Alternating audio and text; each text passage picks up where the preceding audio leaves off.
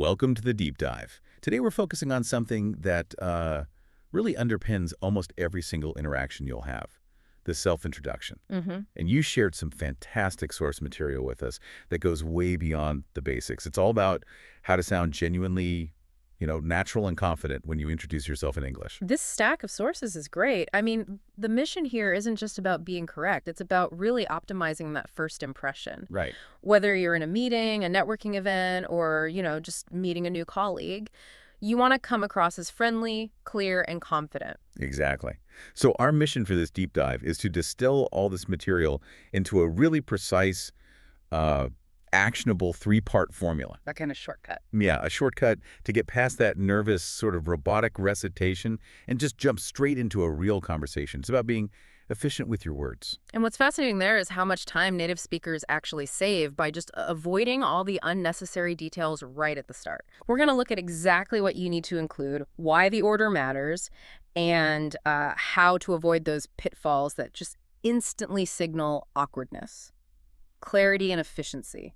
That's the game. Okay, let's unpack this. Let's start with the absolute foundation. Getting the name right. The sources are so insistent that this part has to be short. Which does. But the deep dive here seems to be in the delivery. It is. The basic instruction is simple, right? Start with a greeting and your name. But the how is everything. In English, we tend to stress the name itself more than the words around it. If you rush through it, the listener might not even catch the name, and that's the most critical piece of information. So true. The sources offer two really clear paths for the phrasing. The first is the simple one, the most common one. Hi, I'm Name. Like, hi, I'm Sophie. Yep. That's your go-to for pretty much any informal setting. And then if the situation is just a little more formal, say you're meeting a manager at a big event or a new client, you can go with, hello, my name is Name. But even there, it's so direct, there's no fluff. No delay at all. It's subject, verb, and then the core data. Boom. So the real nugget of insight here is that emphasis on being brief. Why does keeping that opening so short immediately project confidence? It manages expectations, really. If you spend too much time just on your name, the listener starts to wonder what complicated thing is coming next. Oh, right. By just using 4 or 5 words, you sound calm, deliberate. You give their brain time to process the most important thing, who you are, without overloading them before the chat has even started. That calmness reads as confidence. That makes perfect sense. So step 1 is locked in. A short, clear delivery of your name. Now, for the second part, which is adding some context. The essential context. And the rule here is super strict. After the name, you add one basic detail. And this is where the strategic thinking in the sources really shines. Why only one? I was just about to ask. Because the intro is meant to be a bridge, not a full biography. You have to pick the one piece of information that's most relevant to the person you're meeting right now. Exactly. And the sources outline 2 great choices for that single detail, which gives you some flexibility. So, option A is your location. You state where you're from, and the phrasing is so efficient. I'm from Canada. I'm from India. I'm from Brazil. The great thing about location is that it's often the fastest way to find some common ground or just spark some curiosity, especially at an international event. But sometimes, location isn't relevant. Maybe you're in your home city. So that brings us to option B, your job or your role. What you do. And the phrasing here is just as important for that efficiency. Instead of some long title, the sources say to simplify it, I'm a student or I'm a teacher. And this is crucial for professional life. They highlight using the phrase, I work in field. So I work in IT.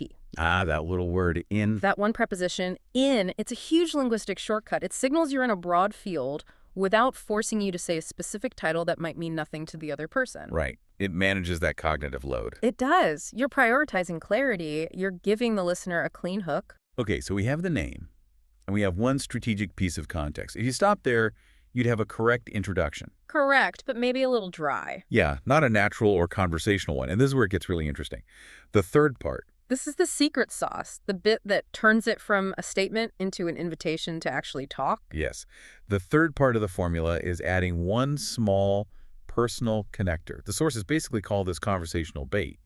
This is the aha moment. It is. Because it's the detail that makes you sound approachable and gives the other person a really easy, safe way to ask the next question. It's a social mechanism. You're literally handing the other person a topic they can use to engage with you so you can move past the, nice weather we're having stuff. And the detail has to be simple, relatable. And easy to say, a short verb phrase. The examples they gave are perfect illustrations of this. I love cooking, I enjoy football, or I like reading. All very general hobbies, right? Exactly. Not deep philosophical pursuits. If you say, I love cooking, the other person doesn't need to be a chef to ask, oh, what do you like to cook? Or, do you watch any cooking shows? The conversation just flows. Right. Now contrast that with saying, I spend my weekends analyzing obscure economic data. I mean, it might be true. But it's not exactly an easy hook unless you happen to meet an economist. Choose bait that anyone can bite. Okay, let's pull it all together now. Let's synthesize the complete structure to show how powerful these three elements are when they're combined. The sources give us two perfect models. So model one combines location and a personal touch. Okay. Hi, I'm Sophie. I'm from Canada, and I love reading books. Short, clear. And give you two things to talk about. Canada or books. Simple. What's the second model? The second one uses occupation. So, hi, I'm Liam, I'm a teacher, and I enjoy cycling. Again, teacher or cycling, two easy entry points. And what's crucial there is the rhythm. Name. You pause for a beat. Context establishes your role. Connector. That provides the warmth and the topic. The structure kind of forces you to have good pacing. It does. You've successfully opened the door without just, throwing a wall of information at the listener. So we have the structure. Now we need to talk about application and the big warning signs. Because knowing the steps is one thing, but avoiding the major pitfalls is another. Right. Before we jump into the mistakes, it's worth just quickly mentioning that practice structure the sources suggest. Oh, yeah, the drill. Just drilling. Name, location, job, hobby, over and over. It builds that three-part flow into your muscle memory so you don't panic. Right. But even when you're practicing, you have to watch out for the two big errors.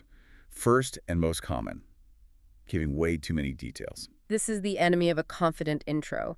If you start layering things on your name, where you live, your job, your duties, your marital status, The listener just glazes over. they get overwhelmed. The sources are so clear on this. One detail for context, one for connection.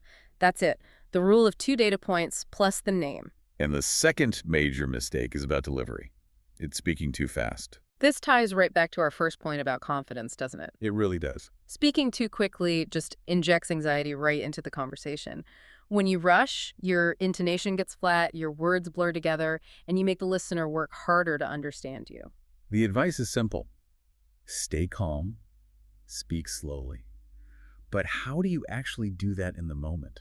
Well, the deep dive here is that the sources implicitly suggest using the structure itself as a pacer. Ah, so you use the parts to create pauses. Exactly. A slight natural pause after your name, another short pause after your context before you give them the personal connector. When you pause like that, you're sort of giving them permission to jump in or ask something. You are. If you race through all 3 parts in one breath, it signals you want to get it over with, which is not very welcoming. So it's not just about pronunciation, it's about the rhythm. Practice stressing the 3 key nouns. Your name, your location or job, and your hobby. That shift in rhythm is a fantastic, actionable takeaway. Okay, so we've covered the introduction itself. But then what?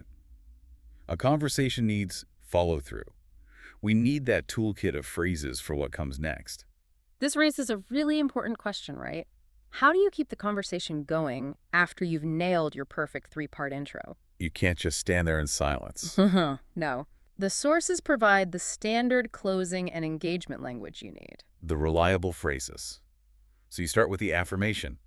Nice to meet you. Simple, always works. And if you're the one starting the introduction, you might begin with, let me introduce myself. A little more formal, but very clear. But crucially, after you've said your bit and nice to meet you, you have to immediately turn the spotlight back on them. Right. And the key phrase to make sure it's a two-way street, not a monologue, is the simple, open-ended question. Could you tell me a little about yourself? Or even just, what about you? Yep. That phrase is the final piece of the puzzle. It transfers the social responsibility smoothly, and it shows you're actually interested in them. It's what stops the conversation from just dying right there. Absolutely. The whole toolkit, the 3-part structure plus those follow-up phrases, it transforms what can feel like a performance into just a relaxed, normal conversation. You're not just delivering data anymore. You're actually building rapport. That's it. So what does this all mean then? We've looked at all this material on mastering a natural English introduction. We've gone past just correctness to to actual conversational confidence. It means you now have a concise, really powerful strategy. For a natural and confident intro, you just need three things delivered with calm pacing. Your name. One basic detail. And one personal detail. That's all you need. That simple formula delivers clarity, it projects confidence, it manages the listener's mental workload, and most importantly, it gives them an easy conversational hook. It just ensures the interaction flows. But the sources really stress the importance of active application. Don't just, absorb this formula. Try it. Yeah. Consider right now what single detail you would choose for your context and what personal detail you would use if you met someone brand new today. Think about how your choice of hobby, if your love of cooking or your enjoyment of cycling is going to shape the very next question someone asks you. Because that decision, that's where the real conversation actually begins.